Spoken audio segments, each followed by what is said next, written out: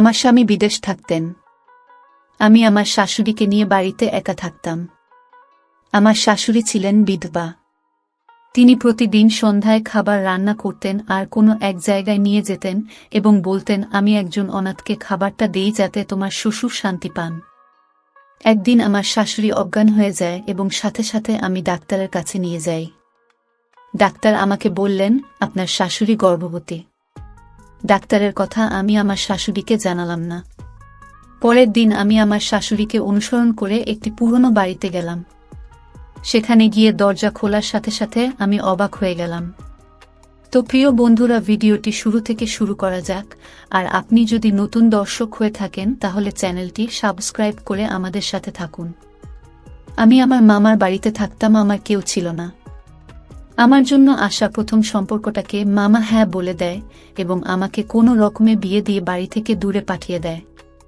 যেহেতু তার নিজের মেয়েদের বিয়ের ব্যবস্থাও করতে হবে, তাই তিনি দ্রুত আমার বিয়ে ঠিক করেছিলেন।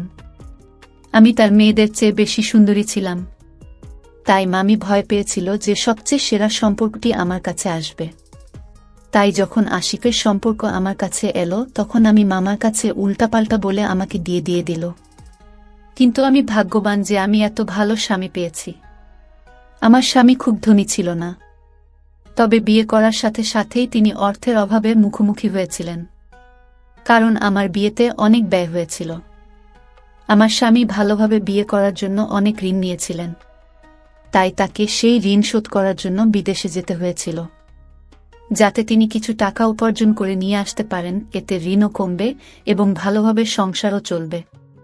তার কাগজপত্র ইতিমধ্যে তৈরি হয়ে গিয়েছিল, তাই তিনি উপার্জন করতে মালয়েশিয়া গিয়েছিলেন, যেখানে আমার স্বামীকে কঠোর পরিশ্রম করতে হয়েছিল। আমার বিয়ের মাত্র 2.5 মাস হয়েছে আর আমার স্বামী দেশ ছেড়ে চলে গেছেন এবং আমি খুব দুঃখিত বোধ করছিলাম। আমি আমার স্বামীর সঙ্গে খুব বেশি সময় কাটানোর সময় পাইনি। আশিক আমাকে বলেছিল যে আমি শীঘ্রই ফিরে আসব, একটু ধৈর্য ধরো, টাকার সমস্যা অনেক বেশি। শুধু বিয়ে নয়, আমি নিজে বাড়ি বানানোর চেষ্টা করছি, কারণ এই মুহূর্তে আমরা ভাড়া বাড়িতে থাকি। তুমি কি চাও না যে আমাদের নিজস্ব বাড়ি থাকুক? এই ধরনের কথা বলে আসিফ আমার দুঃখ দূর করার চেষ্টা করেছিল, কারণ তার চলে যাওয়ার খবর শুনে আমি অনেক দিন থেকে বিষণ্ণ ছিলাম।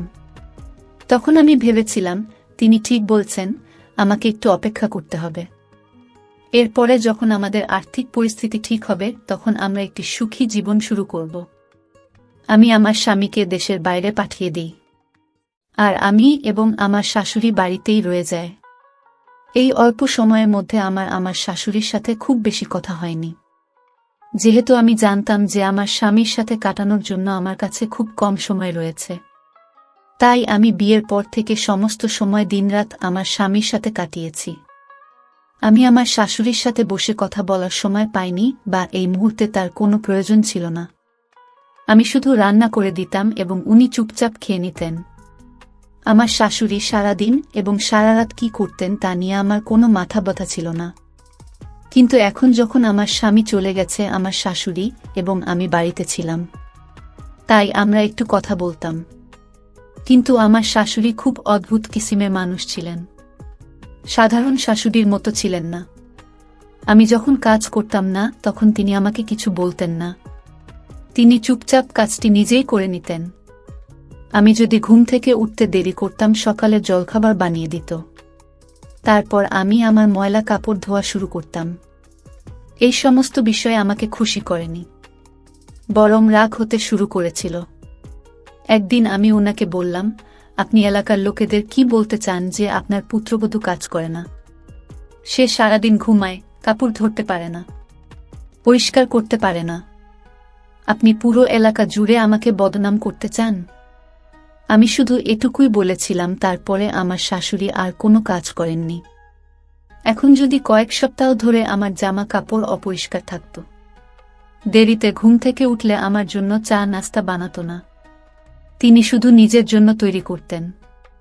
আমি অবাক হয়েছিলাম যে তিনি আমার সাথে ঝগড়া করেননি, পরিবর্তে তিনি নিজের সমস্ত কাজ ছেড়ে দিয়েছিলেন। এর কয়েকদিন পর অদ্ভুত একটা ঘটনা ঘটে। আমি যখনই রান্না করতাম তিনি আমাকে একজনের বেশি খাবার বানাতে বলতেন। আমি জিজ্ঞেস করলাম, বাড়িতে আমরা মাত্র দুজন, তাহলে তিনজনের খাবার কেন? তখন তিনি বললেন, তোমার শ্বশুর আর বেঁচে নেই, তাই আমি তার খাবার গরিবকে দেব যাতে সে পরে করলে শান্তি পান। আমি আমার শাশুড়ির কাছ থেকে শুনে অবাক হয়েছিলাম, কারণ তিনি আজকের আগে কখনো এটি উল্লেখ করেননি। যতদিন আমার স্বামী এখানে ছিলেন তিনি আমার শ্বশুরের খাবার কাউকে দেননি। আশ্চর্যজনকভাবে তিনি দিনের জন্য খাবার দিতেন না, কেবল রাতের জন্য দিতেন। আমার মনে অনেক প্রশ্ন আসতে শুরু করে, কিন্তু আমি জিজ্ঞেস করা সঠিক মনে করিনি। আমি ভেবেছিলাম যে সম্ভবত তিনি আগে থেকেই খাবার দিতেন। আমি আমার স্বামীর প্রতি মগ্ন ছিলাম, তাই কখনো হয়তো দেখিনি যে তিনি একজন দরিদ্র ব্যক্তিকে খাবার দিতেন। কিন্তু এটা আমার খুব ভালো লেগেছে। এটি একটি ভালো কাজ ছিল। ওনার স্বামী ৩ বছরের আগেই মারা যান এবং সে তার শান্তির জন্য একজন দরিদ্র ব্যক্তিকে খাবার দিচ্ছিল। খুব কম মহিলাই আছেন যারা তাদের স্বামীর পুণ্যের জন্য এটি করেন। আমি আমার জীবনে এরকম খুব কম মহিলাই দেখেছি এবং আমি আমার শাশুড়িকে দেখে খুব খুশি হয়েছি। তাকে একজন শুষ্ক মহিলা বলে মনে হয়েছিল, যার কোনো কিছুতে আগ্রহ ছিল না। আমি তার মধ্যে কখনো কোনো বিশেষ ভালো কোনো স্বভাব দেখিনি, তবে এই বিষয়টি খুব পছন্দ করেছিলাম এবং তার প্রতি শ্রদ্ধা আমার হৃদয়ে অনেক বেড়ে গিয়েছিল, কারণ আমি সদ্য বিবাহিত ছিলাম এবং আমি আমার স্বামীকে খুব ভালোবাসতাম। আমি তাকে অনেক মিস করতাম, তাই আমি আমার শাশুড়ির ব্যথা অনুভব করছিলাম। আমি ভাবতাম যে আমি আমার স্বামীকে এতটাই ভালোবাসি যে তাকে অল্প সময়ের জন্য দেশের বাইরে বাধ্য হয়ে যেতে হয়েছে, তাতেই আমার এই অবস্থা। যদি আমি আশা করি সে ফিরে আসবে। আমার শাশুড়ির স্বামী পৃথিবী ছেড়ে চলে গেছেন এবং তিনি আশা করেননি যে তিনি আর কখনো ফিরে আসবেন। এমন একটা কথা ভেবে আমার হৃদয় ভারাক্রান্ত হয়ে যায় এবং তারপর আমি আমার শাশুড়ির প্রতি সহানুভূতি জানাতে শুরু করি। যেসব নারী তার স্বামীকে খুব ভালোবাসতেন আমি সেই নারীকে পছন্দ করতাম এবং আমি এমন মহিলাদের পাশে বসতে চাইতাম না, যারা বিনা কারণে তাদের স্বামীর সাথে মন্দ কাজ করত। আমার শাশুড়ি প্রতিদিন খাবার নিয়ে বাড়ির বাইরে যেতেন এবং দীর্ঘ সময় বাইরে থাকতেন। এমনকি আমার ঘুম পেলে আমাকে জেগে থাকতে হতো, কারণ আমার শাশুড়ির জন্য দরজা খুলতে হতো। একদিন মন খারাপ করে শাশুড়িকে বললাম, তুমি কি খাবারটা একটু তাড়াতাড়ি দিয়ে আসলে ভালো হতো? আমাকে তাড়াতাড়ি ঘুমাতে হয় যাতে আমি সকাল সকাল উঠে আসিফের সাথে কথা বলতে পারি। আমার শাশুড়ি বলেন, গরিবদের খাবার দেওয়ার পর আমি পাড়া মহল্লায় যাই, সেখানে কথা বলি, তাই একটু দেরি হয়ে যায়। পরের দিন থেকে ঘুমোতে চলে যেও এবং আমাকে নিয়ে চিন্তা করো না। আমি বাইরে থেকে দরজা লক করব এবং চাবিটি আমার কাছে রাখব। আমার শাশুড়ির কাছ থেকে এই কথা শুনে আমি স্বস্তি পেয়েছিলাম, অর্থাৎ আমার সমস্যার সমাধান হয়েছে। এখন আমি নির্বিঘ্নে ঘুমাতে পারি। আমার স্বামী সেখানে নাইট ডিউটিতে ছিলেন, তাই তিনি রাত্রে আমার সাথে কথা বলতেন না, তাই আমি তাড়াতাড়ি শুয়ে যেতাম। আমরা সকলে কথা বলতাম এবং তারপর দিনে বেশ কয়েকবার কথা বলতাম। আমি ভেবেছিলাম আমার শাশুড়ি একা বিরক্ত হয়ে যান, তাই তিনি প্রতিদিন পাড়ার মহিলাদের বাড়িতে যেতেন এবং সেখানে বসতেন। তার পাড়ায় যাওয়াতে আমার কোনো আপত্তি ছিল না। তিনি আমার বিষয়ে হস্তক্ষেপ করতেন না এবং আমিও তার বিষয়ে হস্তক্ষেপ করতাম না। এখন আমি নিজেকে ভাগ্যবান মনে করতে শুরু করেছিলাম যে আমি এমন একজন ভালো শাশুড়ি পেয়েছি যিনি আমাকে কিছু বলেন না। অন্যথায় বিয়ের আগে সবাই আমার মনে শাশুড়ির এমন রূপ তৈরি করেছিল যে আমি খুব ভয় পেয়েছিলাম। আমি ভাবতাম না জানি আমার শাশুড়ি কেমন হবে। জীবনটা এমনই চলছিল যে হঠাৎ একদিন এমন খবর পেলাম যে আমার পায়ের নিচ থেকে মাটি সরে গেল এবং আমি যে এতদিন ধরে নিজের মনের মধ্যে শাশুড়ি প্রশংসা করেছিলাম, মুহূর্তের মধ্যে ঘৃণা অনুভব করতে শুরু করলাম। আসলে আমি জানতাম না যে আমার নির্বোধ চেহারার শাশুড়ি ভিতর থেকে এত নিষ্ঠুর হবে। আমি ভেবেছিলাম সে এতটাই নিষ্পাপ যে সে এমন একজন মহিলা ছিল যে পাপ থেকে সম্পূর্ণ অজ্ঞাত ছিল। আমি জানতাম না যে সে একটা ভালো মানুষের মুখোশ দিয়ে নিজেকে ঢেকে রাখছে। কিন্তু এটাই বাস্তবতা। কিভাবে এসব হতে পারে?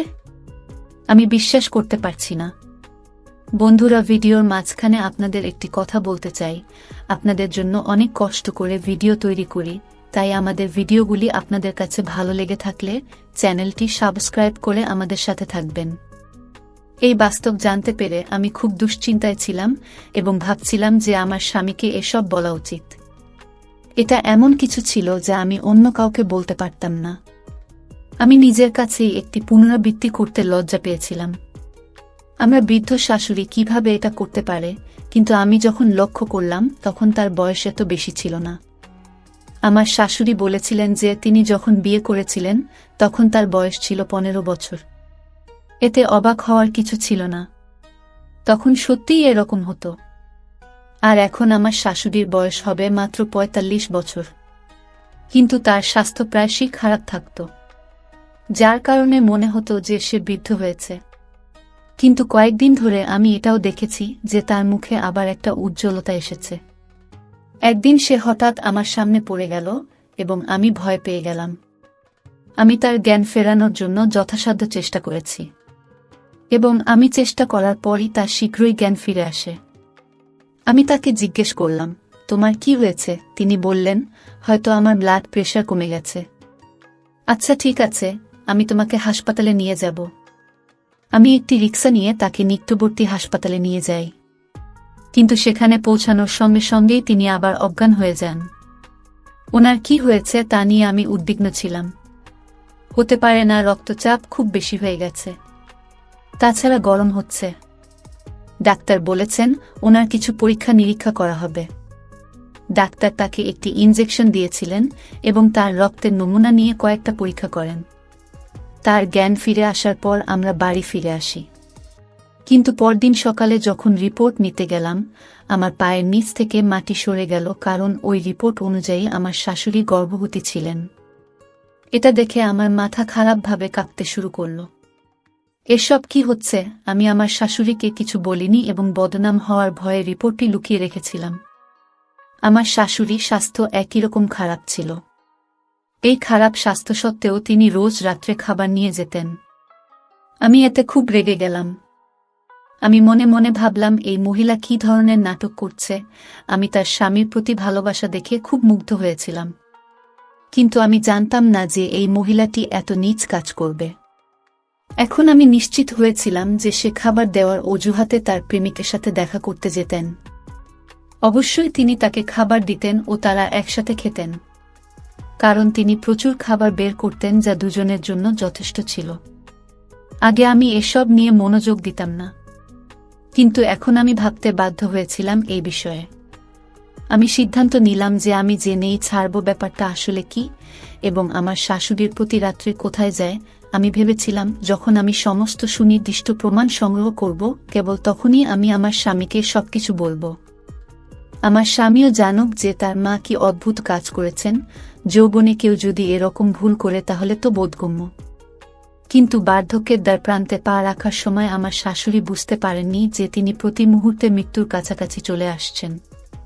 যদিও মৃত্যু সব সময় একজন ব্যক্তির মাথার উপর থাকে, তবে এতে যে কোনো সময় আসতে পারে। কিন্তু বার্ধক্য মৃত্যুর লক্ষণ। তার এই বয়সে এসে আমার শাশুড়ি প্রার্থনায় মগ্ন হওয়া উচিত ছিল এবং এই ধরনের কাজ করা উচিত ছিল না। আমি আমার শাশুড়ির কিছু করব বলে ঠিক করি। ভেবেছিলাম আজ রাতে যখন সে খাবার নিয়ে বাইরে যাবে তখন আমি তার পিছু করব। কিন্তু আমার মনে আছে তিনি তালাচাবি নিয়ে বাইরে থেকে তালা লাগিয়ে দিতেন, কারণ আমি তাকে বলেছিলাম যে আমি দ্রুত ঘুমিয়ে পড়ি, আর তার জন্য অপেক্ষা করতে করতে আমার দেরি হয়। সেদিন আমি আমার শাশুড়িকে বলেছিলাম আজকের পর বাইরে থেকে দরজা বন্ধ করবেন না। আমি ভয় পাচ্ছি যে বাড়িতে আগুন লাগলে আমি কিভাবে বের হব। এ কথা শুনে আমার শাশুড়ির মুখের অম্লান হয়ে গিয়েছিল। আমার মনে হয়েছিল যে আমি যা বলেছি তা সে পছন্দ করেনি। এখন আমি নিশ্চিত হয়েছিলাম যে ডালের মধ্যে নিশ্চয়ই ভালো কিছু ছিল। আমার শাশুড়ি খাবার নিয়ে বের হওয়ার সাথে সাথে আমি আমার পুরনো চাদরটি তুলে নিলাম, যা আমি বিয়ের আগে ব্যবহার করতাম এবং বিয়ের পরেও স্মৃতি হিসাবে এই চাদরটি আমার সাথে নিয়ে এসেছিলাম। আমি এই চাদরটি ব্যবহার করেছি যাতে আমার শাশুড়ি আমাকে চিনতে না পারে। অন্যথায় আমি প্রতিদিন যে চাদরটি ব্যবহার করতাম তা দেখে সে খুব ভালোভাবে বুঝতে পারত যে আমি তাকে অনুসরণ করছি। তখন রাত 10টা বেজে গেছে এবং রাস্তাটি জনশূন্য হয়ে পড়েছিল, কারণ এলাকার বাসিন্দারা দ্রুত ঘুমাতে অভ্যস্ত ছিল। আমি আমার শাশুড়িকে এমনভাবে তাড়া করছিলাম যে তার পিছনে কেউ আছে কি না তা নিয়ে তার বিন্দুমাত্র সন্দেহ না হয়। আমি ভাবছি একজন অসুস্থ নারী কিভাবে এত দূর আসতে পারে। তারপর তিনি একটি পুরনো বাড়িতে প্রবেশ করলেন যা খুব ভাঙা ছিল।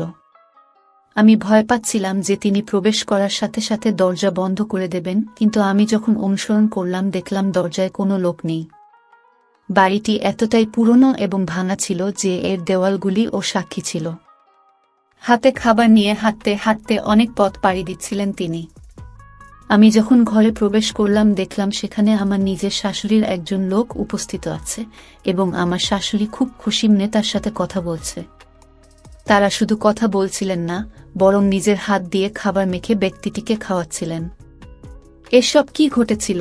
অর্থাৎ আমার শাশুড়ি প্রতিদিন আমাকে মিথ্যা বলতেন যে তিনি গরিবদের খাবার দিতে যান, যখন তিনি এখানে এক অপরিচিত ব্যক্তির বাড়িতে আসেন।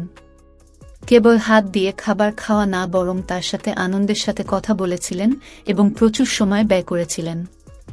এমনকি যখন আমি ঘুমিয়ে পড়ার কথা বলতাম এবং যখন জিজ্ঞাসা করতাম তিনি বলতেন যে তিনি এলাকায় মহিলাদের সাথে বসেন। আমি কতটা বোকা ছিলাম যে আমি কখনো আমার শাশুড়িকে সন্দেহ করিনি। তাদের সবার প্রতি মনোযোগ দেওয়া তো দূরের কথা, উল্টে আমি তাকে একজন ভালো মহিলা হিসাবে বিবেচনা করতাম। তিনি তার স্বামীর প্রতি অনুগত ছিলেন এবং রাস্তায় বেরিয়ে এসে দরিদ্রদের তার পণ্যের জন্য খাবার দিতেন। কিন্তু এখন শুধু খাওয়ানোর বিষয় ছিল না, অচেনা কোনো ব্যক্তির সঙ্গে কথা বলাও ছিল না। বিষয়টি অনেক দূর এগিয়ে গেছে। আমার শাশুড়ি গর্ভবতী ছিলেন। এখন আমি নিশ্চিন্ত হয়েছিলাম যে এই সেই ব্যক্তি যার সাথে আমার শাশুড়ির সম্পর্ক ছিল। এজন্য খাবার দেওয়ার অজুহাতে তিনি এখানে আসেন। এই লোকটিকে আমি জানতাম না। প্রথমে আমি সেখানে গিয়ে তাদের দুজনকেই খারাপ কথা বলতে চেয়েছিলাম, তারপর ভাবলাম তারা আমার কোনো ক্ষতি করবে না তো। তখন আমার হঠাৎ মনে হলো আমার বাড়ির পিছনে খোলা রেখে এসেছি। আমি চিন্তিত ছিলাম যে চোর প্রবেশ করবে না তো।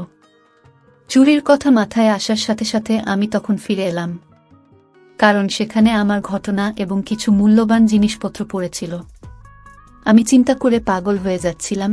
আমি সিদ্ধান্ত নিয়েছিলাম যে আমার শাশুড়ি যখন বাড়িতে আসবেন তখন আমার মনে যা আছে তাই আমি তাকে বলবো। সেখানে আমি সেই অচেনা ব্যক্তির ভয়ে কিছু বলিনি, কিন্তু বাড়িতে আমি কথা বলতে পারতাম।